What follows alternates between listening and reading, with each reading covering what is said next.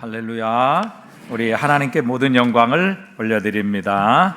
하나님이 우리의 왕이시고 우리의 주인이신 줄 믿습니다. 제 설교를 듣고 2번 저를 초청한 교회는 이때까지 한 번도 없었는데, 어떻게 더 잘한 교회는 대단한 교회인 것 같아요. 이런 교회가 없었는데 이름이 너무너무 마음에 듭니다. 제가 몇 년 전인지는 잘 모르겠는데 왔을 때보다 훨씬 더 잘한 것 같아요. 여러분의 마음도 그렇고 여러분의 영적인 실력도 그렇고 또 우리 성도들의 숫자도 그렇고, 특별히 이제 교회 이렇게 현관에 딱 들어서니까 아이들의 웃음소리, 또 아이들이 장난치는 소리, 이런 소리를 들으니까 우리 더 잘함 교회는 살아있는 것 같아요. 너무너무 아주 감사하고 제가 큰 은혜를 받습니다. 여러분 너무너무 반갑습니다. 우리 한번 서로 인사할까요? 만나서 반갑습니다. 참 잘 오셨습니다. 주님의 이름으로 축복합니다. 한 여집사님이 다이어트에 성공을 했습니다. 한 석 주 동안 계속 차 마시고 또 과일 자시고, 그 다음에 요즘 해독 주스인가요? 이런 거 해가지고 다이어트에 성공했어요. 그래서 한 달 만에 8kg가 빠졌어요. 그리고 허리는 무려 10cm가 줄었습니다. 그러니까 주변에 있는 모든 사람들이 다 보고 놀란 거예요. 아니 어떻게 이렇게 변했냐고, 어떻게 이렇게 빠졌냐, 어떻게 이렇게 다이어트에 성공했느냐고. 그래서 이제 이분이 막 설명을 했어요. 내가 사실은 차도 이런 차를 마셨고, 그 다음에 해독 주스 이런 거 먹고, 그 다음에 저녁에는 내가 절대 5시 이후는 밥도 안 먹고 막 이렇게 해서 자기가 성공을 했다. 그러니까 이제 주변의 사람들이 막 이분의 그 모습을 보고, 변화된 모습을 보고 너무너무 놀랐다고 막 칭찬을 하고 격려해 준 거예요. 그런데 이제 이 집사님의 그 칭찬과 또 자신의 변화된 모습에 대한 사람들의 인정을 계속 듣다가 이분이 그런 생각을 한 거예요. 내가 예수를 믿고 거듭났는데, 나의 삶의 기초가 바뀌고 나의 주인이 바뀌었는데, 과연 내가 이렇게 변화된 모습, 나의 영적인 변화된 모습을 보고 사람들이 얼마나 나를, 너 참 바뀌었다, 너 변화됐다, 너 아무래도 너의 삶에 무슨 일이 일어난 것 같아, 이렇게 이야기를 들은 적은 한 번도 없었던 겁니다. 그래서 이 집사님이 상당히 충격을 받았어요. 그래서 다시 한번 자신의 영적인 모습을 점검하고 정말 하나님 말씀대로 순종하기로 결심하고 다짐을 했던 것입니다. 우리는 이 세상과 다른 것을 굉장히 두려워해요. 그래서 어떻게든지 세상을 따라가려고 하고 세상과 다른 것을 무서워합니다. 그래서 밥 먹을 때도 기도하는 거 두려워하죠. 주일날 성경 가지고 교회에 오는 거, 이런 거 굉장히 두려워합니다. 무서워해요. 왜? 내가 다른 사람과 좀 다르게 보일까 봐, 또 내가 다른 사람에게 튀게 보일까 봐. 그런데 여러분, 오늘 마태복음 5장 우리 읽은 본문 말씀에 보면 주님께서는 우리를 향해 너희는 세상의 소금이라, 세상의 빛이라. 여러분, 소금과 빛은 다름의 존재의 의미가 있는 것입니다. 다르지 않으면 결국 길가에 버려져 사람에게 밟힐 뿐이니라, 그렇게 말씀하고 계세요. 주님께서 예를 들어서 여러분, 생선과 소금이 맛이 똑같다. 그렇게 되면 소금은 전혀 의미가 없는 것이죠. 필요 없습니다. 소금을 생선에 칠 이유가 없는 것이죠. 다르기 때문에. 작지만 그 소금을 주면 맛이 달라지고 맛이 생기기 때문에 소금의 존재의 의미가 있고 소금의 가치가 있는 것이죠. 우리 그리스도인은 달라야 합니다. 왜요? 하나님께서 우리를 이 세상에서 선택하셨고 이 세상에서 구원하셔서 하나님의 나라를 들어오게 하셨기 때문입니다. 우리는 이 땅에 발을 붙이고 살지만 사실은 우리는 지금 하나님 나라를 살아가고 있습니다. 예수님께서 말씀하셨어요. 누가복음에 보면 내가 성령을 힘입어 귀신을 쫓아내는 것이면 하나님의 나라가 이미 너희에게 임하였느니라. 여러분, 예수 그리스도를 통해서 이 땅에 하나님의 나라는 이미 임하여 있습니다. 예수 그리스도를 믿고 영접하는 자에게는 하나님의 나라가 임하게 하시는 겁니다. 그래서 지금 여기에서 우리는 천국 하나님의 나라를 살아가는 것이죠. 그래서 여러분, 그리스도인이라고 하면 분명히 소금과 빛처럼 세상과 구별되어야 되고 세상과 다름이 사람들에게 보여지고 증거되어야 합니다. 주님께서도 말씀하셨어요. 그 나무를 무엇으로 알리라? 무엇으로 나무를 알아요? 열매로 아는 겁니다. 여러분, 사과나무에서 절대 배 열리지 않죠. 포도나무에서 귤이 열리지 않습니다. 그 열매를 보고 그 나무를 알리라 주님께서 말씀하셨어요. 그래서 주님께서 말씀하신 팔복은 바로 이런 의미에서 그리스도인이 어떤 사람인가를 우리에게 가르쳐 주십니다. 세상은 부유한 것을 복으로 압니다. 태어날 때부터 세상은 교만한 모습으로 태어납니다. 그리고 이 세상의 모든 환경과 교육은 우리로 하여금 교만을 조장하도록 만듭니다. 그래서 나를 인정하게 만들고 나를 자랑하게 만들고 내가 대접받게 만들고 나를 높이게 만드는 것이죠. 그러나 예수님께서는 심령이 가난한 자는 복이 있나니 천국이 저희 것이미요 말씀하십니다. 여러분, 심령이 가난하다는 것은 무슨 말인가 하면 영적 파산자라는 것을 인정하는 겁니다. 여러분, 파산이 뭐예요? 내가 도저히 내 가진 재물과 또 내 가진 능력, 내 가진 어떤 것으로도 이 빚은 갚을 수 없습니다. 그래서 이 사람은 빚을 갚기 불가능합니다 라고 법원에서 선고하는 게 파산 선고예요. 그러니까 이 영적 파산이라는 것은 무엇인가 하면 내가 가진 의, 내가 가진 능력, 내가 가진 열심, 내가 가진 어떤 것을 가지고도 나는 하나님 앞에 의롭다 여김을 받기에 불가능합니다. 나는 천국에 들어갈 수 없습니다. 그렇게 인정하는 것이 바로 영적 파산을 의미하는 거예요. 영적 파산자가 바로 마음이 가난한 자고, 이렇게 되면 우리는 예수님을 필요로 하게 됩니다. 예수님 없이는 살 수 없음을 인정하게 되는 것입니다. 예수님만이 나의 구원이심을 믿고 받아들이게 되는 것입니다. 그때 그리스도 예수로 말미암아 우리가 구원을 얻고 하나님 앞에 의롭다 하심을 받고 우리 속에 하나님의 나라 천국이 이루어지는 것이죠. 그래서 심령이 가난한 자, 나는 영적 파산자입니다. 내 가진 어떤 것으로도 나는 하나님의 나라에 들어갈 수 없고 나는 하나님 앞에 의롭다 하심을 얻을 수 없습니다 인정하며 오직 예수님만이 나의 의이십니다. 예수님만이 나의 구원이십니다. 예수님만이 나의 생명이십니다 라고 예수님을 믿고 인정하는 자 가운데 하나님의 나라가 임하게 하시는 겁니다. 그래서 심령이 가난한 자는 복이 있나니 천국이 저희 것이며 이렇게 말씀하고 계십니다. 예수님이 이 땅에 오셔서 세상과 그리고 세상의 지도자와 세상의 랍비와 다른 삶을 사셨습니다. 그 당시에 세상의 랍비들은 다 인정받고 존경받고 또 제자들에게 섬김을 받는 것이 랍비의 일반적인 형태였습니다. 그러나 예수님은 전혀 다른 삶을 사셨죠. 인자는 섬김을 받으려 함이 아니라 섬기려 하고 도리어 자기의 목숨을 많은 사람의 대속물로 주려 함이니라. 주님이 오신 목적을 분명히 밝히십니다. 그분은 이 세상과 구별되었고 세상의 스승 즉 랍비와 구별된 삶을 사셨습니다. 그분이 가는 곳에 죄가 드러나게 되었고 그분으로 인해 귀신이 쫓겨나기도 했습니다. 만약 예수님께서 세상과 다른 것이 없었다라고 하면 어쩌면 예수님은 우리를 구원하지 못하셨을 것입니다. 예수님을 통해 우리의 삶에 어떤 변화도 일어나지 않으셨을 것입니다. 그러나 예수님은 세상과 세상의 스승과 전혀 다른 삶, 구별된 삶을 사셨기에 그분은 우리의 구주가 되실 수 있으셨고 그분을 통해 우리는 구원을 얻을 수 있게 되었습니다. 이 세상의 죄악과 부패는 그분 때문에 용서받고 치료받을 수 있게 되었고 예수 그리스도의 십자가로 말미암아 우리는 생명을 얻을 수 있고 우리의 삶에는 하나님의 은혜가 임할 수 있게 된 것입니다. 그분은 예수님이잖아. 당연히 그렇게 사실 수 있지. 그러나 여러분, 분명한 것은 지금 예수님은 내 안에 살아 계십니다. 예수님은 지금 내 안에 계십니다. 내가 너희를 영원토록 떠나지 아니하리라 말씀하셨고 주님의 영인 성령, 보혜사 성령을 통해서 우리 안에 우리의 몸을 그분의 집 성전으로 삼고 우리와 영원토록 함께 하시겠다 약속해 주셨습니다. 여러분, 예수님께서 내 안에 살아계신다면 우리도 예수님처럼 살아갈 수 있게 할 것입니다. 예수님처럼 살아갈 수 있게 될 것입니다. 왜요? 그분이 우리의 삶의 뿌리요 우리의 삶의 생명의 능력이기 때문입니다.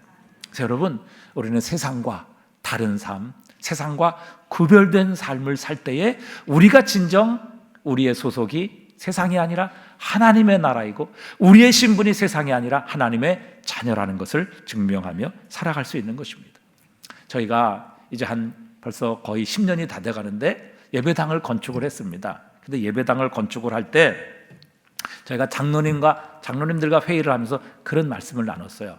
장로님, 우리가 이제 예배당을 건축을 하는데 우리가 좀 세상과 다르게 이 건축을 좀 해보면 좋겠습니다. 그래서 저희가 이제 당시에 뭐 현장 소장도 현장의 일꾼들도 아무도 예수를 믿지 않는 분이에요.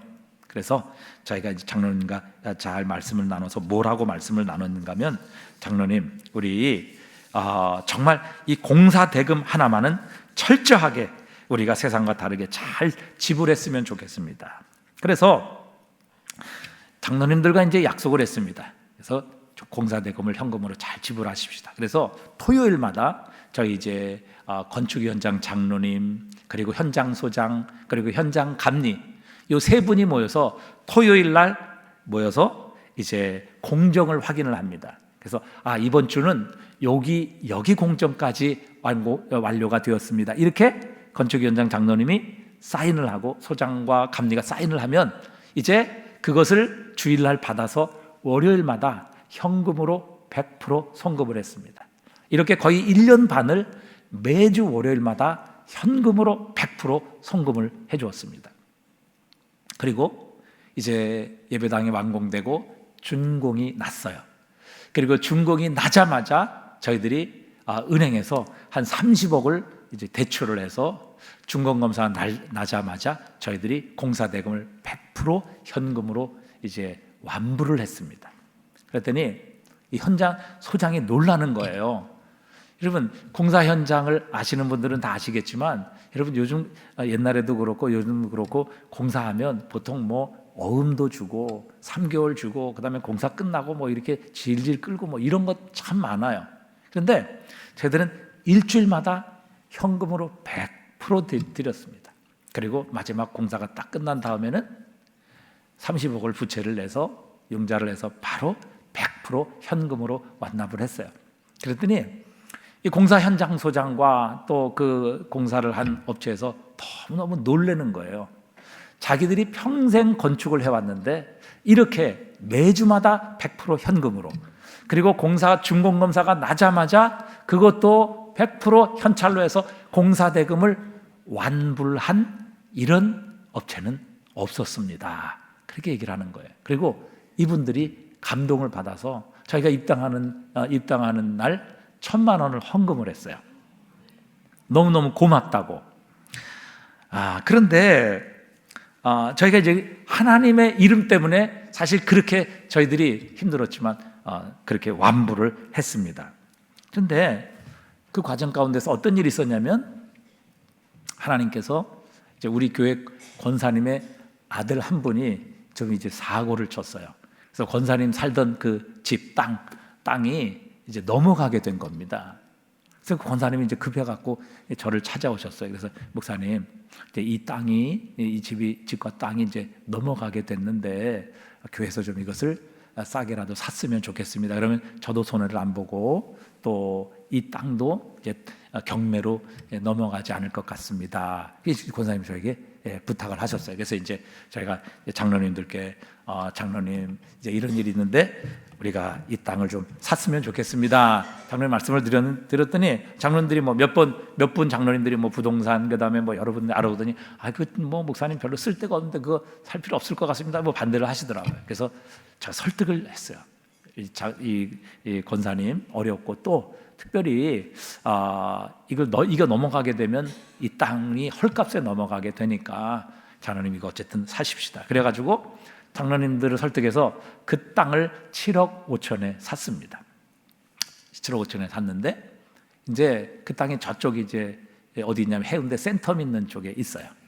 근데 저희가 공사가 다 끝나고 이제 뭐 이렇게 그 땅을 뭐 파니 사니 뭐 이렇게 하다가 결국에는 그 땅을 이제 매각을 하게 되었어요. 왜냐하면 그쪽에 뭐 아파트 들어온다 뭐 이런 소문이 있어가지고 이제 업자가 우리에게 그것을 뭐 팔라 이래가지고 그것을 이제 매각을 했습니다. 물론 그 과정 가운데 여러 문제가 있었어요. 제가 뭐 법정에도 한번 나간 적도 있었고 그 다음에 또 뭐 소송이 있어갖고 그 문제로 인해서 여러 가지 어려움이 있었는데 결국은 그겁니다.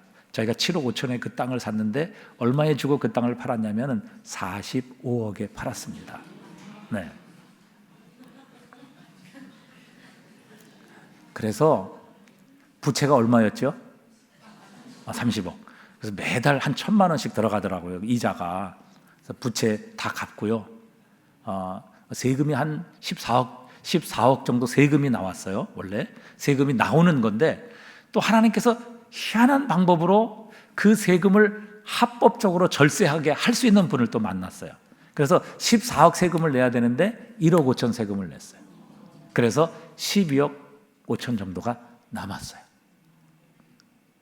제가 이제 그 모든 과정을 지켜보면서 우리가 정말 세상과 다른 삶, 하나님의 영광을 위해서 정말 이 예수를 모르는 사람들에게 예수 믿는 사람은 이렇게 살고 교회는 이런 곳이라는 것을 우리가 좀 알려드려야 되겠다. 이런 마음과 중심을 가지고 저희들이 이제 그 모든 과정을 진행해 왔거든요. 하나님께서 기뻐하셨던 것 같아요.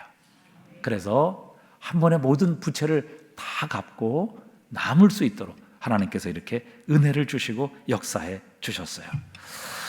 여러분, 우리가 하나님의 이름을 위해 살면, 하나님의 영광을 위해 살면 하나님께서 이 모든 것을 더하시겠다고 우리에게 약속하셨어요.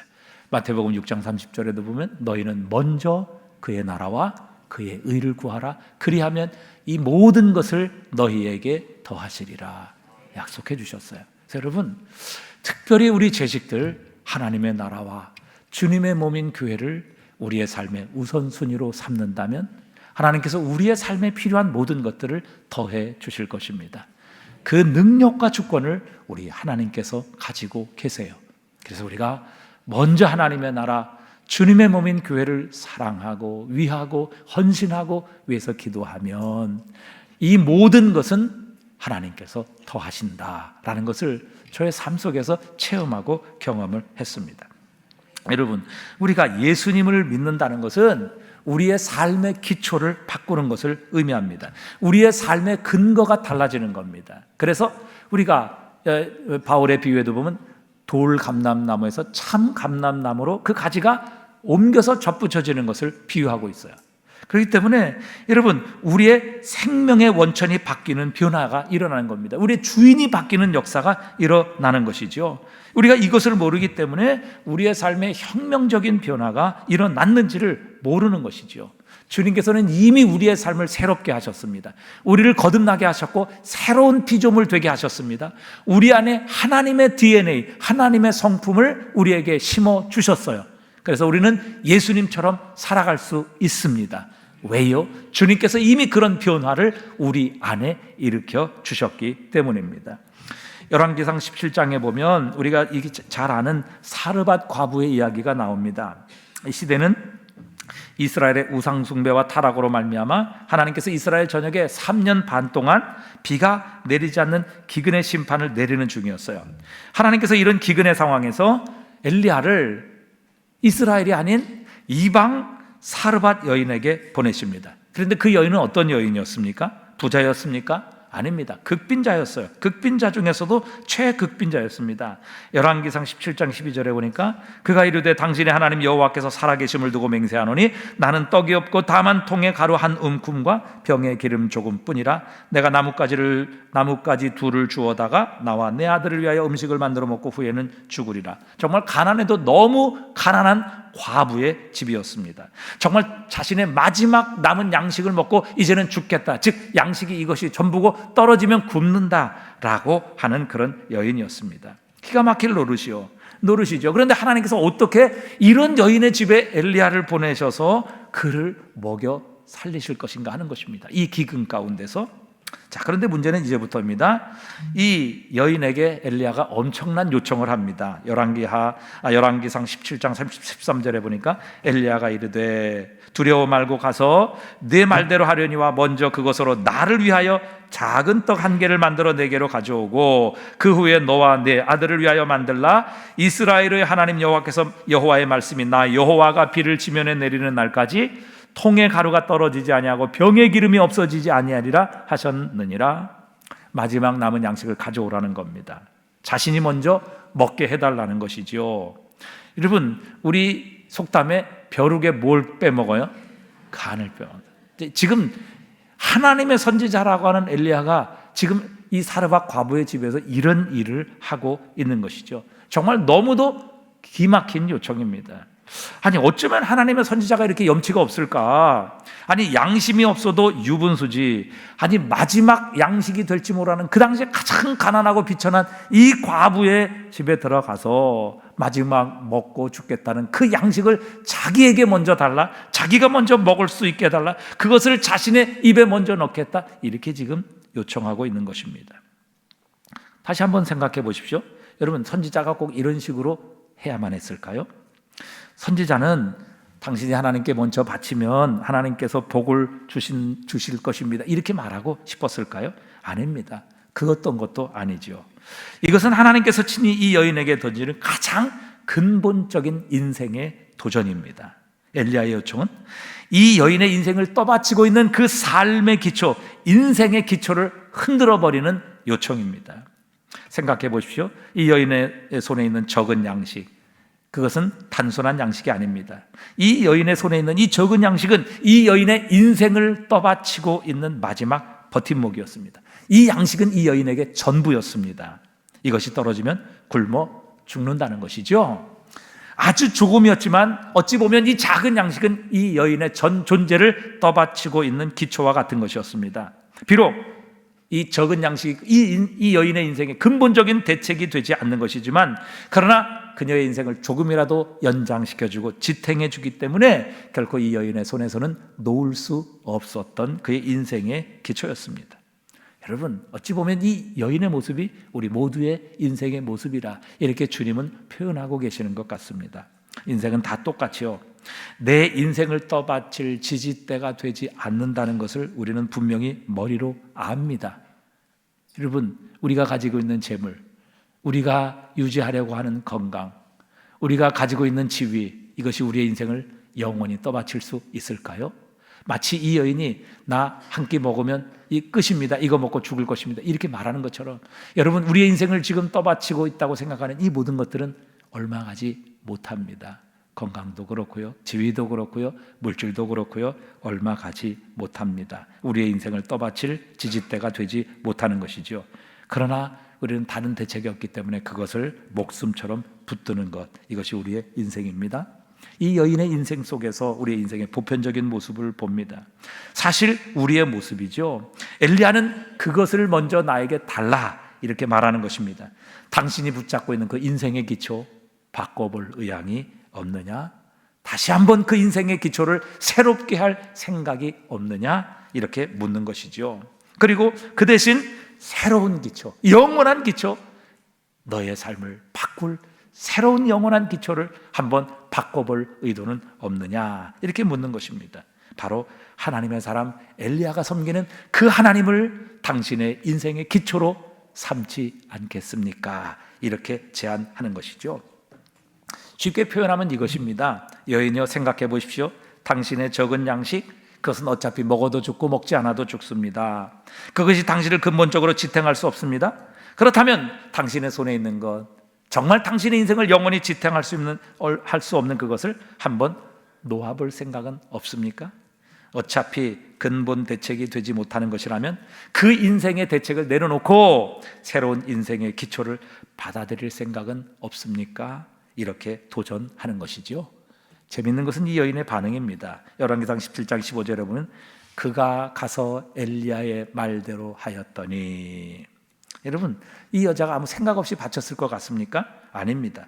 이 여자가 화끈하고 정말 시원한 성격을 가졌기 때문에 그렇게 결단했던 것일까요? 그렇지도 않습니다. 이것은 단순한 용기도 아니고 기분도 아닙니다. 이것은 인생의 위대한 각성입니다.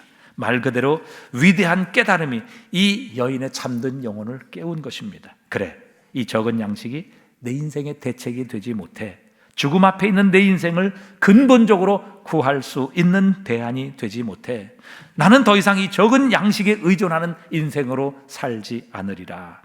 이 여인의 깨달음은 너무 당연한 것 아니겠습니까? 그런데 인간은 이런 상식을 깨닫지 못하는 존재입니다. 결국 이 여인의 믿음은 모든 사람들이 굶주리는 그 가뭄 가운데서도 놀라운 기적과 풍성함으로 채우시는 그의 인생의 영원한 반석이요 기초가 되시는 하나님의 능력을 체험하는 주인공이 되게 하셨습니다. 여러분, 왜 우리의 삶의 변화가 보이지 않습니까? 우리의 내면에는 혁명적인 변화가 일어났는데 왜 그것이 사람들에게 보여지지 않습니까? 그것은 우리의 삶의 기초가 근본적으로 달라졌다는 것을 우리가 모르기 때문에 그렇습니다. 나의 삶의 근거가 전적으로 바뀌었다는 것을 우리가 인정하지 않기 때문입니다.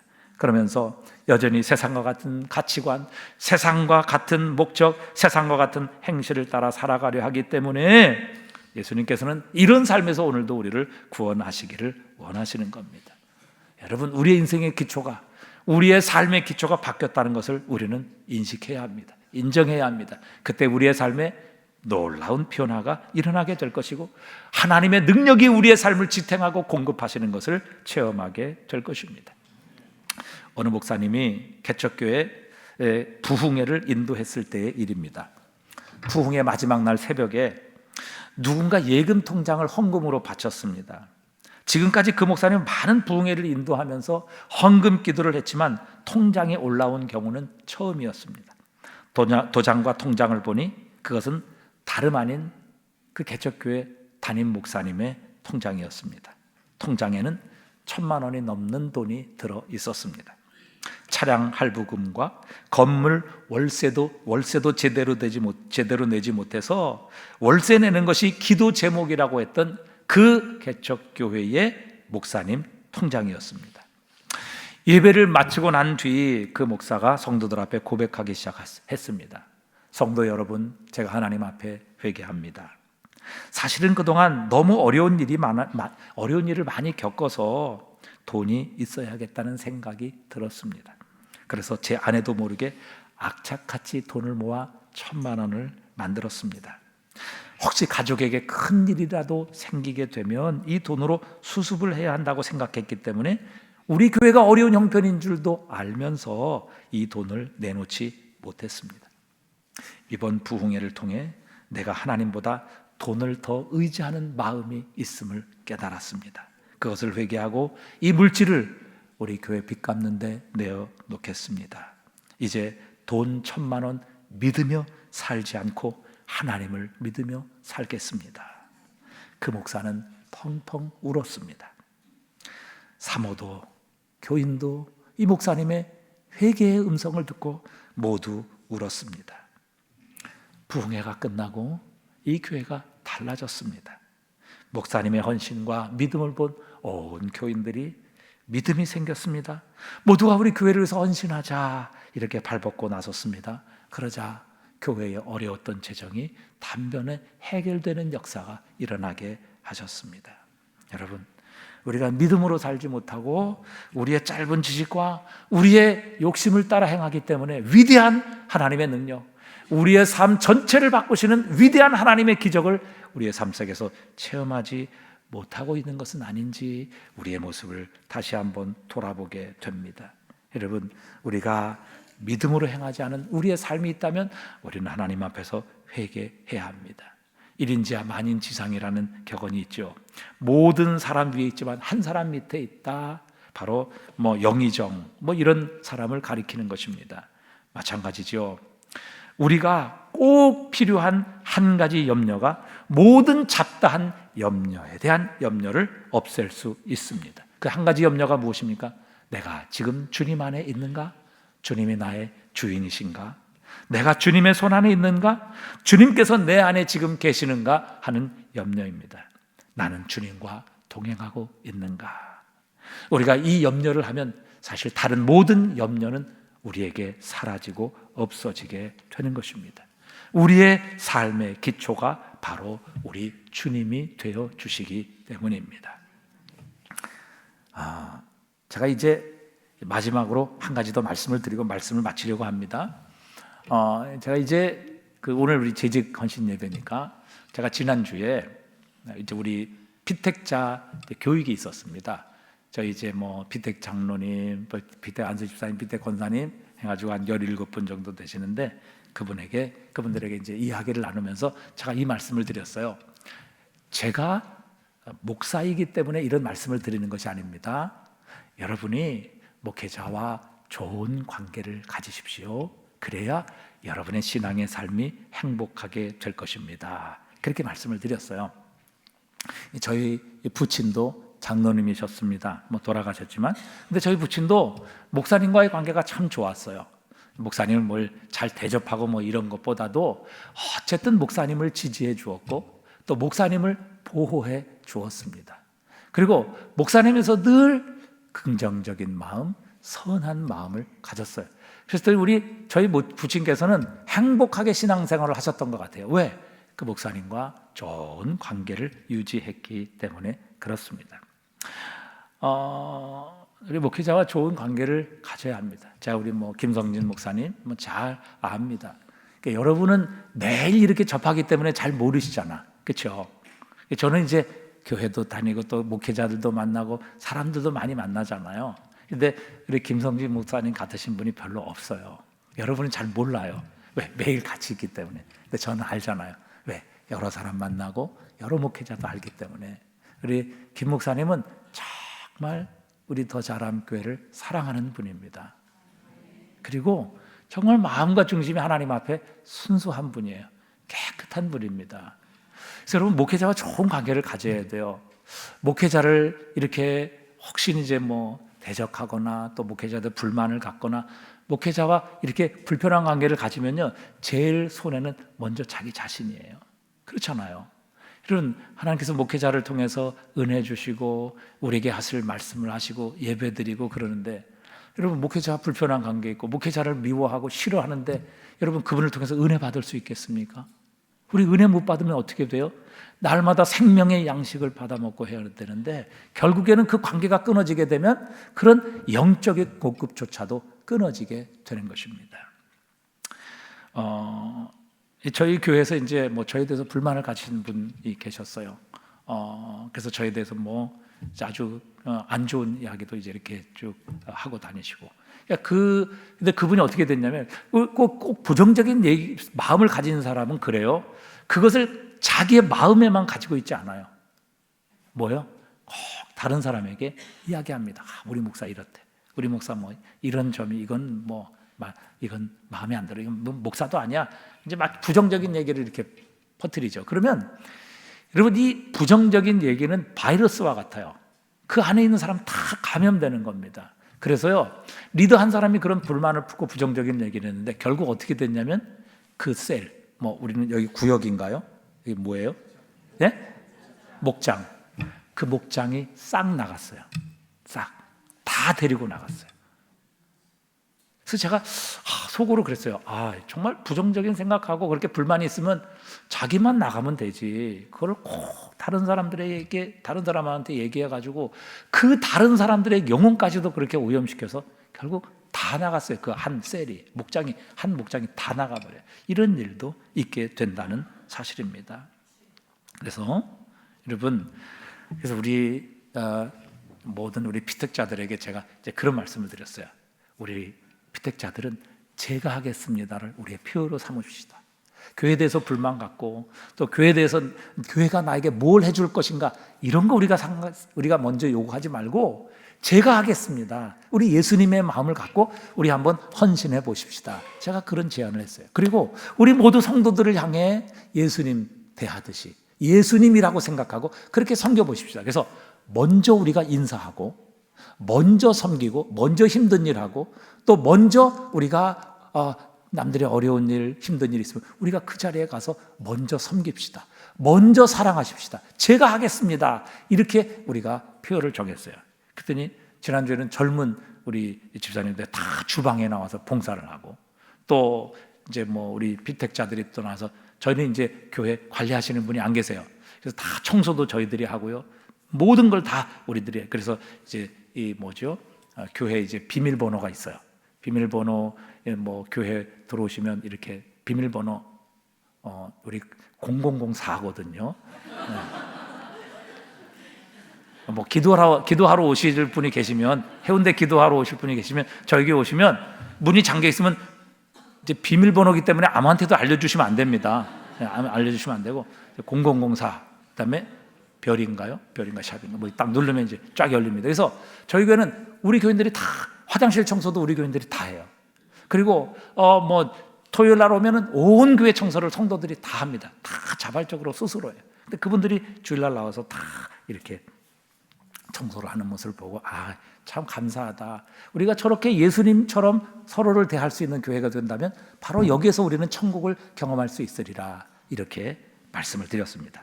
제가 이제 마지막 한 말씀을 드리겠습니다. 제가 이제 영국에 잠시 있었을 때가 있는데, 돈이 없어서 고생을 굉장히 많이 했어요. 제가 이제 돈이 없어서 전세금을 다 이제 빼가지고 이제 공부를 하러 갔습니다. 그래서 뭐 등록금은 한 번 등록금 내니까 돈이 하나도 없더라고요. 그래서 너무너무 가난하고 힘들게 살았어요. 그래서 슈퍼 같은 데도 가면 애들이 이제 가면 뭐 집으니까 못 들어가게 하고, 제가 들어가서 왜 내일이면 유통기간 끝나는 거 있잖아요. 그런 것만 이렇게 또 쌓아놓은 데가 있어요.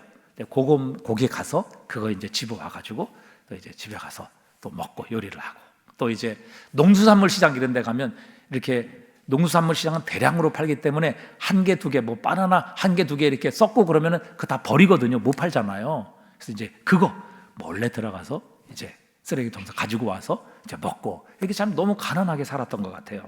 근데 제가 이제 그 공부할 때 저희 선배 목사님 한 분이 안식년을 오셨어요. 제가 살던 저는 이제 영국의 저 위쪽에 에딘버러라는 데 있었는데, 거기에 그 선배 목사님이 안식년을 오셨어요. 그래서 이 한국에서 목회를 열심히 하시다가 이제 1년 안식년을 오셨는데, 이분이 아이가 넷이에요.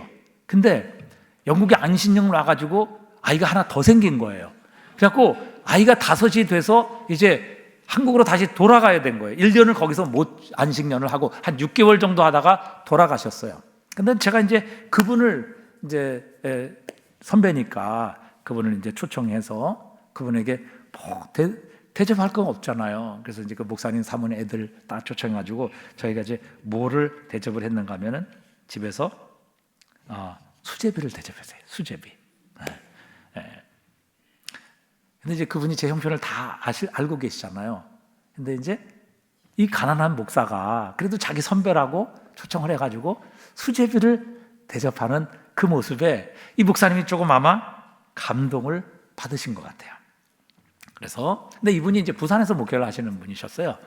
그래서 이제 이분이 돌아가시고 저도 이제 다 공부를 마치고 이제 한국으로 돌아와야 됐어요. 근데 뭐 썼기 때문에 뭐 거기서 이제 뭐 카드로 빚을 쓰고 막 이랬기 때문에 제가 이제 나오면 집이 없어서 사택을 주는 교회 부목사로 이제 들어가야만 했어요. 그래서 친구 소개를 받고 안양에 그래도 어떤 규모 있는 교회에서 이제 오라고 그래가지고 그 장로님들과 면접을 봤어요. 그래서 이제 그 목사님이 오라 이래서 이제 그 안양에 있는 뭐 여러분 이름만 들어도 잘 아는 교회인데 그 교회를 가게 됐어요. 근데 마음의 결정을 하려고 하니까 마음에 평강이 없는 거예요. 기쁨이 없는 거예요.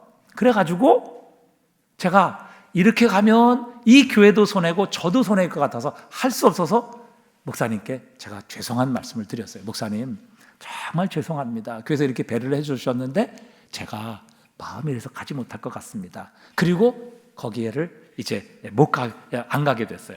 그리고 나서 이제 여러 교회 알아보다가 잘 안 돼가지고 이제 제가 다시 이제 영국으로 들어가게 됐는데, 그때 여기 부산의 수영록 교회에 행정 목사가 저와 한 3, 4년을 대학 때 같이 공부했던 목사님이에요. 저보다 한 2년 정도 선배인데, 이제 그 목사님이 수영록 교회 행정 목사였어요. 그래서 제가 이제 그분에게 이력서를 하나 드리면서 혹시나 자리 나면 좀 나에게 좀 연락 좀 해달라. 그래서 이제 이력서를 하나 주고 갔어요. 그 당시에는 이제 수영록 같은 데는 행정 목사가 이력서를 들어오면 이력서를 추려서 뭐 한 10개 들어오면 그 중에서 1개, 2개 이렇게 줄여서 정필도 목사님에게 이제 갖다 드리면은 목사님이 이 사람 좀 면담하자 이러면 이제 그렇게 해서 면담해서 들어오거든요. 근데 이제 제가 이력서를 주고 갔어요. 혹시나 자리 나면 나한테 연락 좀 해달라. 근데 한 달 있다가 연락이 온 거예요. 그러면서 정필도 목사님이 면담 좀 하자고 한다. 그렇게 연락이 온 거예요. 근데 제가 그때 사실 이 한국을 나올 수 있는 비행기 표값이 없었어요. 그래가지고 제가 고민을 하다가, 그런데 만약에 나와서 면담을 했는데 안 된다 그러면 또 어떻게 해요? 그럼 완전히 빚더미에 완전히 올라앉는 거잖아요. 그래서 제가 이제 목사님도 그랬어요.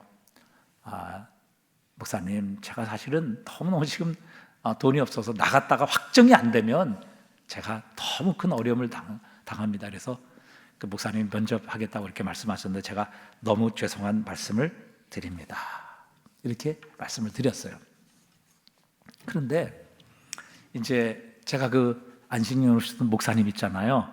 그분이 부산에서 목회를 하신다고 그랬죠. 근데 그 목사님이 이제 수영로교회 같은 노회에서 목회하시는 목사님이셨어요. 그래서 아마 제 선배 목사님하고 그분하고 좀 알았던 것 같아요. 그래서 이 이야기를 제가 수제비를 대접했던 그 목사님이 들으신 거예요. 그리고 그 목사님이 정필도 목사님을 직접 찾아갔어요.